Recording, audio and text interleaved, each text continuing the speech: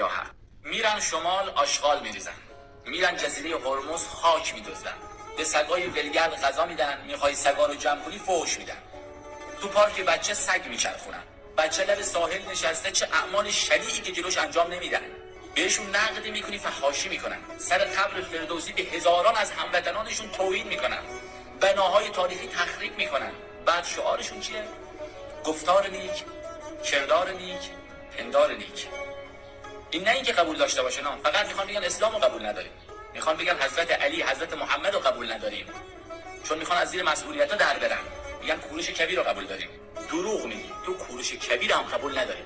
تو فقط میخوای از زیر خیلی از مسئولیت‌ها در بری.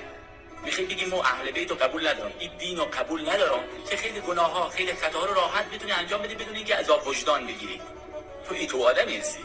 وگرنه کوروش کبیر هم پیامبر ماه. یه گوشه برو بشین، یه دو تا چهار تا با خودت کن، ببین تو گفتارت نیکه، کردارت نیکه، پندارت نیکه، چه تو نیکه. ای کاش حداقل همین حرفی که کوروش کبیر به ما زد حداقل هم انجام میدادیم. ما نمیگم مذهبی یا خوبه یا وی که حرف از عدل امام علی میزنن خوبه، اما هم